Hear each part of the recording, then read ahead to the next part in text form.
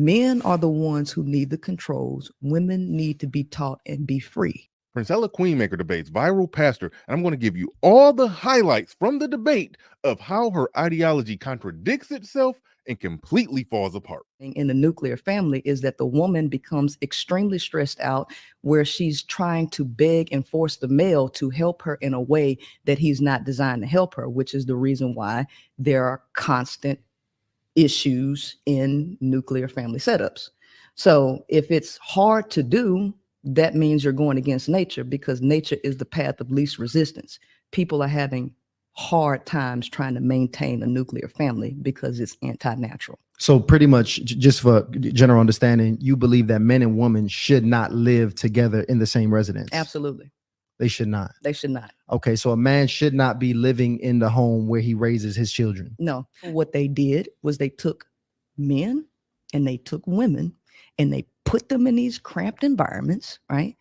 They created redlining and all of this. And what did the humans do? The nature of the male got access to a bunch of women.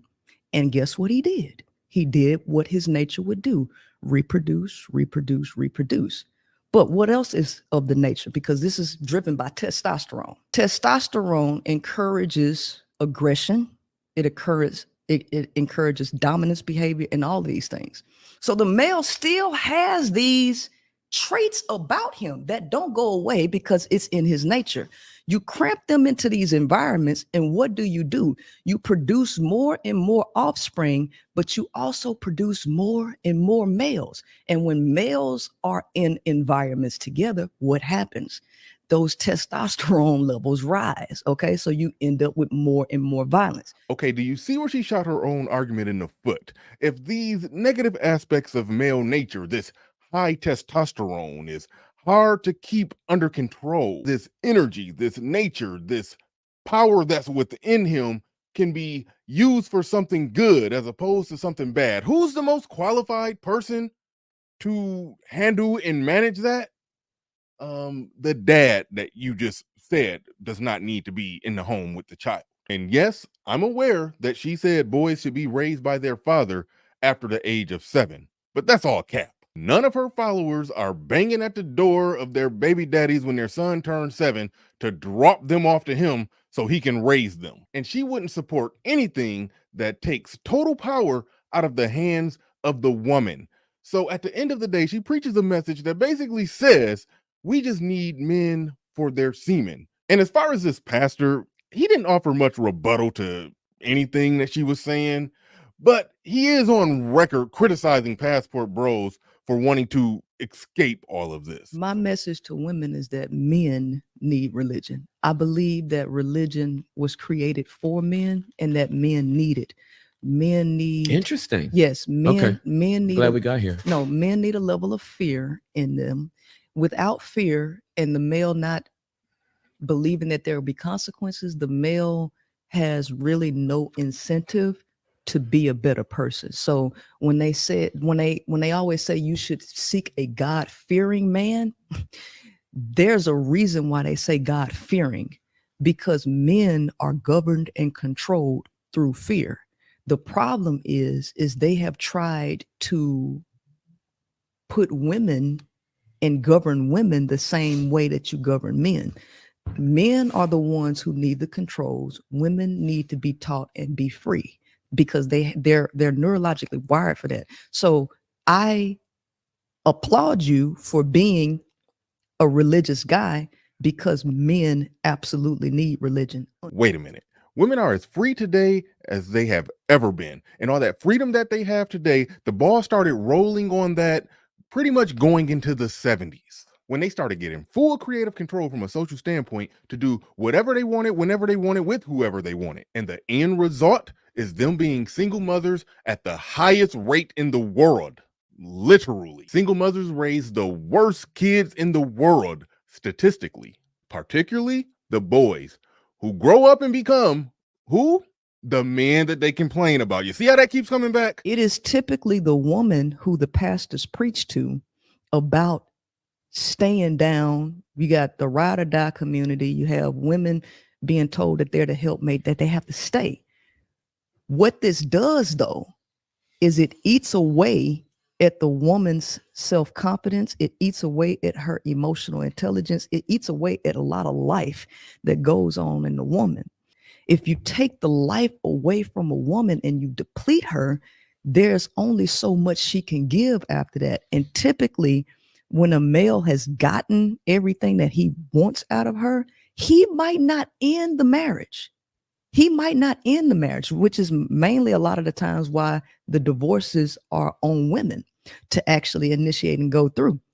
But he might not end the marriage. He may go get his needs met from other places, right? And sustain that marriage while she's in a relationship by herself. Now, the time might be ticking and ticking and ticking to say, oh, I've been married, this, that, and the other one. But it's just so many women who are disgruntled and unhappy with these setups because they all have the same complaints.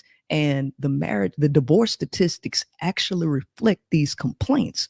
Now, that's where she just killed her argument again. The second that anyone says that women filing for divorce at the rates that they do is evidence of men being bad people, if she's going to be consistent, she would also have to conclude that women filing for divorces against women at the rates that they do in lesbian marriages is also evidence that women are bad people to be in a relationship with. So now that we've established that using her own words and logic that women are bad people to be partnered with, when we juxtapose all of that with the fact that men rarely file for a divorce, so who is really the one long suffering and sticking it out in a bad marriage with a bad person out of just duty and responsibility? Where I have the willpower to create and do whatever it is that I want to do. I got laid off from my job this year, January 3rd, and I didn't plan on leaving until May. I was only making $1,000 a week driving trucks. I left that job, finished my book. I have made over $350,000 this year from the time that I got laid off up until now. Never could I have done that with any of those males impeding. The last guy that I dated, he was 7 figures. He tried to sabotage my progression. He tried to sabotage it. Didn't want me to maneuver. So he wanted to control how much money I made because I worked for him at the time. He wanted to control how much money I made, and he wanted to sabotage my paycheck just so he could have control over me, have me helping him with his business without paying me and all kind of stuff.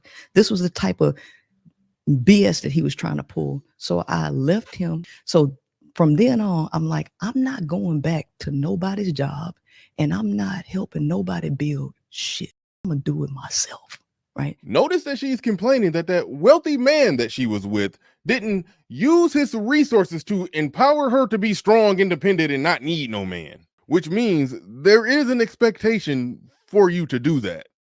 If she was truly with a 7-figure rich man who provided her the ability to either work for him or not at all, that's the exact situation that women say they need to be in order to be feminine or rest in their femininity. But she couldn't be truly happy until she built her own business from the ground up, making $350,000 a year with her own employees. That's called masculine.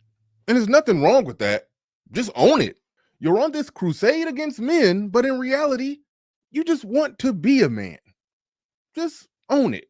Just skip to the end and say that. Tap the box to see how a famous IG model was paid $1,000 to control or delete a fetus.